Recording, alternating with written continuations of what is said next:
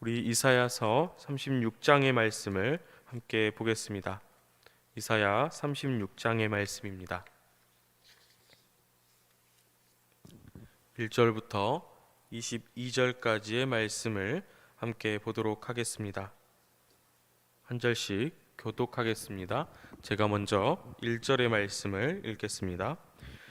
히스기야 왕 14년에 아수르 왕 사네립이 올라와서 유다 모든 견고한 성을 쳐서 취하리니 아수르 왕이 라기스에서부터 랍사게를 예루살렘으로 보내되 대군을 거느리고 히스기야 왕에게로 가게 하매 그가 세탁업자의 터에대로 윗못 수도구 곁에 섬에 hil기야의 아들 국내 대신 엘리야김과 서기관 셈나와 아삽의 아들 사관 요아가 그에게 나아가니라.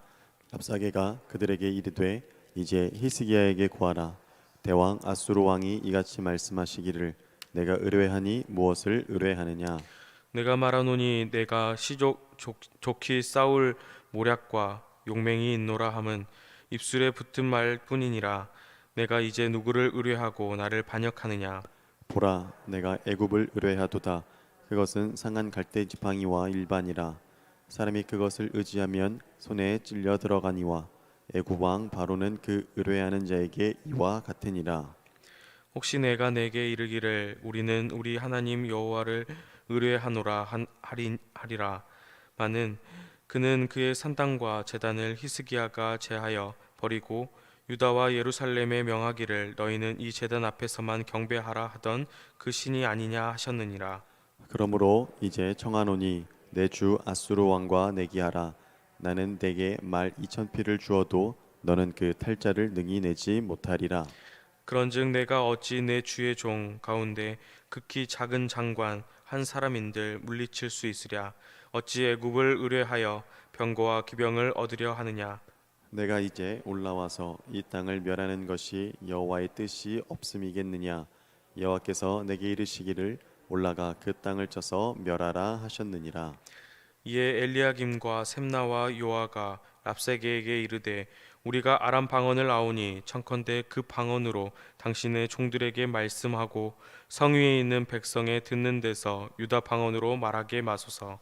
랍사게가 가로되 내 주께서 이 일을 내 주와 내게만 말하라고 나를 보내신 것이냐. 너희와 함께 자기의 대변을 먹으며 자기의 소변을 마실 성 위에 앉은 사람들에게도 하라고 보내신 것이 아니냐.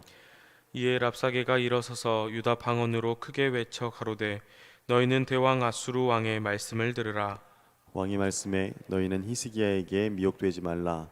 그가 능히 너희를 건지지 못할 것이니라. 히스기야가 너희로 여호와를 의뢰하게 하려는 것을 받지 말라. 그가 말하기를 여호와께서 반드시 우리를 건지시리니 이 성이 아수르 왕의 손에 붙임이 되지 아니하리라 할지라도. 히스기야를 청종치 말라. 아수르 왕이 또 말씀하시기를 너희는 내게 항복하고 내게로 나아오라. 그리하면 너희가 각각 자기의 포도와 자기의 무화과를 먹을 것이며 각각 자기의 우물물을 마실 것이요. 내가 와서 너희를 너희 본토와 같이 곡식과 포도주와 떡과 포도원이 있는 땅에 옮기기까지 하리라. 혹시 히스기야가 너희에게 이르기를 여호와께서 우리를 건지시리라 할지라도 꾀임을 받지 말라. 열국의 신들 중에 그 땅을 아수르 왕의 손에서 건진 자가 있느냐. 하맛과 아르바세의 신들이 어디 있느냐. 스발와임의 신들이 어디 있느냐. 그들이 사마리아를 내 손에서 건졌느냐. 이 열방의 신들 중에 어떤 신이 그 나라를 내 손에서 건져내었기에 여호와가 능히 예루살렘을 내 손에서 건지겠느냐 하셨느니라. 그러나 그들이 잠잠하여 한 말도 대답지 하였느니 이는 왕이 그들에게 명하여 대답하지 말라 하셨음이더라. 때에 hil기야의 아들 국내 대신 엘리야김과 서기관 셈나와 아삽의 아들 사관 요아가 그 옷을 찢고 히스기야에게 나아가서 랍사게의 말을 고하니라. 아멘. 아멘. 할렐루야. 네, 이른 아침 주님전에 나와서 함께 기도한 여러분 모두에게 하나님의 은혜가 가득 넘치길 소망합니다.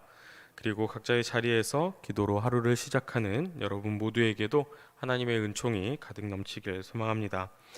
오늘 우리가 함께 읽은 이 이사야 36장의 말씀은 우리가 잘 알고 있는 히스기야 왕에 관련된 말씀인데요. 이제 앞으로도 보겠지만 우리가 39장까지는 히스기야 왕과 관련해서 이제 세 가지의 이야기를 들려주고 있음을 우리는 알 수가 있습니다. 그래서 오늘 말씀 그리고 오늘 말씀과 이어지는 37장까지는 아수르가 이제 예루살렘을 이제 포위하고 공격하는 그러한 이야기가 담겨 있고, 또 이제 38장의 말씀에서는 이제 히스기야 왕이 이제 병에 들어서 이제 그 또 치유되는 그러한 이야기가 또 나오고 있고요. 그리고 마지막으로 이제 39장에서는 바벨론 왕이 이제 파견한 그 사절단과 관련한 그러한 이야기들이 좀 이어지는 것을 우리는 볼 수가 있습니다. 그래서 우리는 39장까지의 말씀을 쭉 한번 살펴보았을 때 이 히스기야 왕이 얼마나 의로운 왕이었는지를 우리가 한번 살펴볼 수가 있는데요. 특별히 이 아수르와 관련된 오늘 말씀은 그 내용을 살펴보기에 앞서서 우리가 어떠한 역사적인 상황을 가지고 있었는지를 우선해서 좀 살펴보면은 오늘 말씀을 이해하는 데 있어 훨씬 더 좀 도움이 됩니다. 그럼 먼저 오늘 말씀에 등장하는 이 아수르 왕은 이제 1절에서 보면은 사네립이라는 그러한 왕임을 우리가 알 수가 있는데요. 원래는 사네립 전에 이제 그 사르곤 2세라고 하는 왕이 아수르의 왕이었었는데, 이 사네립은 이 사르곤 2세가 갑작스럽게 이제 전쟁터에서 이제 갑작스러운 죽음을 맞이하게 되고, 그로 인해서 이제 급하게 좀 왕이 된 그 아들이 왕이 되었는데, 그 아들이 바로 이 사네립이었습니다. 그래서 전쟁터에서 갑작스럽게 이제 왕이 죽게 되고 또 급하게 왕위를 물려받다 보는 그런 어지러운 상황이었으니 당연히 아수르의 상황도 좀 혼란스러웠는데요. 그래서 이 혼란한 틈을 타서 이 아수르의 지배를 받던 나라들이 이제 반아수르 동맹을 맺게 됩니다. 우리 앞선 이사야서의 말씀들을 이제 기억해 보시면은 다 기억하실 텐데요. 그래서 그 동맹한 나라들 가운데 바로 이제 그 한 나라가 있었는데, 바로 오늘 말씀에 등장하는 유다, 그리고 유다의 왕인 히스기야가 그렇습니다. 그런데 다들 잘 알고 계시는 것처럼 이 반아수르의 동맹은 그렇게 잘 유지되지를 않았습니다. 한 1년 정도가 지나고 나서 바로 이제 분열이 좀 되게 되는데요. 그런 어려운 상황 가운데 이제 아수르 제국이 이제 쳐들어오고 유다의 모든 곳이 이제 점령을 당하게 되었고요. 그래서 예루살렘까지 이제 포위가 된 상황에서 오늘 말씀은 시작을 하고 있는 것입니다. 그래서 아수르 군대는 이제 그 예루살렘을 포위하고 히스기야가 이제 항복할 것을 이야기하고 있는데요. 그 아수르 군대의 그 장관이 바로 오늘 말씀에 등장하고 있는 랍사게라고 하는 인물입니다. 그래서 오늘 말씀은 역사적 배경을 시작으로 해서 랍사게가 이 유다를 향한 회유와 그 항복을 종용하는 그러한 내용들을 담고 있습니다. 그럼 이 랍사게가 어떤 이유로 유다에게 항복을 하라고 이야기하는지 우리는 먼저 좀 살펴보아야 하는데요. 우리 그럼 6절의 말씀을 함께 한번 읽어보도록 하겠습니다. 6절의 말씀입니다. 보라, 보라, 내가 내가 애굽을 애굽을 믿는도다. 의뢰하도다. 그것은 상한 갈대 지팡이와 일반이라. 사람이 그것을 의지하면 손에 찔려 들어가니 애굽 왕 바로는 그 의뢰하는 믿는 자에게 이와 같으니라. 아멘. 아멘. 방금 읽은 이 6절의 말씀을 보면 랍사게는 이제 유다를 향해 그들을 좀 조롱하면서 항복할 것을 이야기하고 있습니다. 유다가 그렇게 뭘 믿고 이렇게 대항을 하고 있는지 여러 가지 믿는 구석이 있었겠지만, 그것은 이제 자신들 앞에서 아무 소용이 없다는 것을 이야기하고 있고, 믿고 있었던 그 애굽마저도 아무 도움이 되지 않을 것이라는 그러한 이야기를 들려주고 있는데요. 그런데 문제는 랍사게의 말이 이것으로만 끝나지 않는다는 것입니다. 바로 이어지는 이 7절의 말씀을 보면은 랍사게는 하나님께서 이제 자신들의 편이라고 그렇게까지 주장을 하는데요. 그 말씀을 이제 계속해서 읽어가다 보면 자신들이 유다를 침공한 것도, 그리고 하나님 그 전부 다 하나님의 뜻이고 하나님의 명령이라까지 주장을 하고 있습니다. 그리고 그 주장에 대한 근거는 이제 히스기야가 그 유다 각 처에 있던 산당들과 제단들을 다 없애버렸기 때문에 하나님께서 분노하셨다고 그렇게 오늘 말씀하고 있는데요. 우리는 여기까지의 말씀을 사실관계를 좀 파악하면서 정리할 필요가 있습니다. 먼저는 이 랍사게가 유다를 향해 도움이 되지 않는다는 것을 않는 것을 의지하고 있는 그러한 모습을 비난하고 있는 사실인데요. 생각해 보면 랍사게가 적군의 이제 장군이기는 하지만 맞는 말씀이기도 합니다. 왜냐하면 우리가 하나님 외에 다른 어떤 것들을 의지하고 있는 유다의 모습 우리 잘 기억하고 계시지 않습니까? 그래서 하나님 외에 다른 어떤 것을 의지할 수 없다는 거 사실 너무나도 당연한 말씀이기 때문인데요. 그런데 문제는 이 랍사게에 이어지는 두 번째 이야기입니다. 바로 하나님이 자신들의 편이고 하나님께서 유다를 멸하고자 하는 그러한 이유가 히스기야가 산당들과 그 우상의 제물들을 제단들을 다 없애버리기 때문이라고 주장한 것이 문제가 됩니다. 사실관계를 파악하면 어떻습니까? 여러분 히스기야가 하나님께 굉장히 칭찬받는 왕이라는 건 다 기억하고 계실 것입니다. 그 이유가 백성들이 하나님을 섬기지만 실제로 그들의 삶 가운데서는 우상을 섬기고 제단을 쌓는 것을 계속해서 이어가는데요. 그것을 바로 모두 다 없애버렸기 때문에 이 히스기야 왕은 하나님께 칭찬을 받았던 인물입니다. 따라서 하나님이 아수르의 편이고 하나님께서 유다를 멸하고자 하시는 그 이유가 히스기야가 산당들과 우상의 제단들을 다 없앴기 때문이라고 이야기하는 이 랍사게의 말은 사실이 아닌 것입니다. 한마디로 랍사게는 겉으로는 굉장히 당연한 것처럼 이렇게 이야기를 하면서 사실을 왜곡하고 있다는 사실인데요. 여러분 그러면 여기까지의 말씀은 우리가 어떻게 받아들여야 하겠습니까? 사실 이것을 곰곰하게 생각해 보면 우리의 현실과도 크게 다르지 않습니다. 우리가 하나님 한 분만을 의지해야 되는 것은 당연한 것이고, 그런데 우리가 하나님을 믿고 따르면서 세상을 살아갈 때 어떻겠습니까? 하나님을 믿고 자부하지만 세상에서는 끊임없이 사실을 왜곡하면서 하나님께 올바르게 나아가고자 하는 우리들에게 왜곡하고 시험하고 또 낭망하고 넘어지게 만듭니다. 그래서 적당히 좀 타협하고 살아가고 또 때로는 적당히 항복하고 하나님의 뜻을 외면하고 세상의 방법에 따라 그렇게 살아가라고 이야기하는데요. 그래서 오늘 말씀도 마찬가지로 볼 수가 있습니다. 랍사게의 말을 듣고 있던 수많은 백성들 또한 그렇게 흔들리는 상황 앞에 놓이게 된 것 같은데요. 그래서 오늘 말씀 11절의 말씀을 보면 이 랍사게와 협상을 하고 있던 엘리야김과 셈나와 요아가 랍사게의 이야기를 곰곰이 듣고 있는데, 우리가 당신의 말들을 좀 한번 듣고 보니까 우리 백성들이 요동할 것 같으니 당신의 언어로 이야기해 달라고 합니다. 다시 말해 사람들이 들어서 불안해하면은 안 되니까 그만하라고 이야기하고 있는 것인데요. 그런데 이 랍사게는 정말 세상에서 볼 때에는 뛰어난 지략가인 것 같은데요.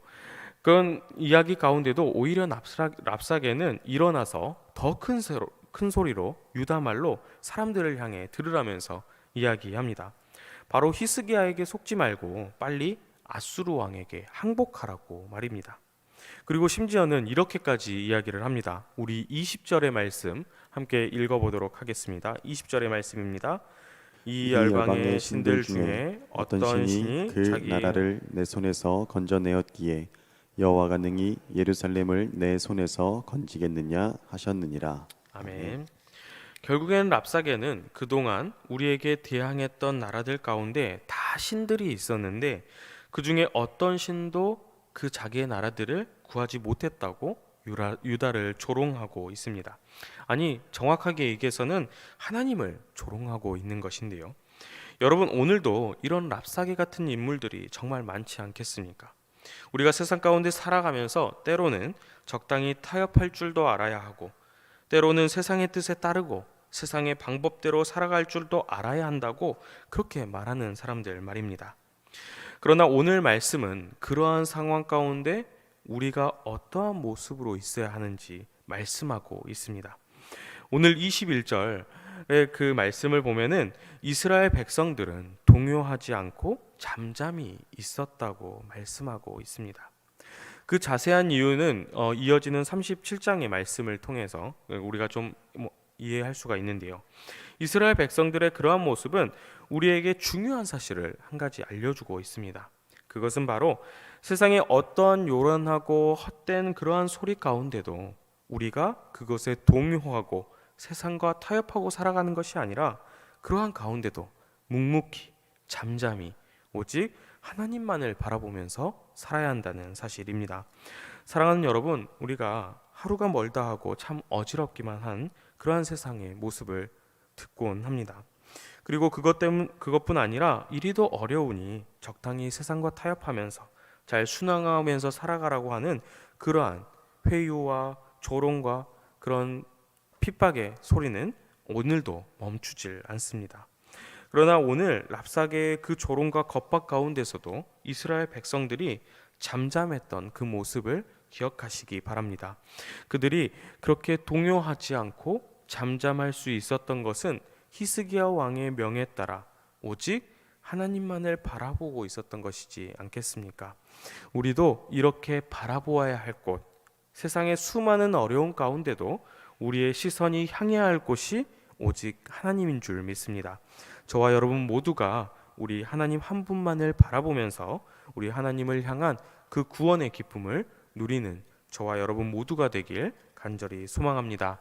함께 기도하겠습니다.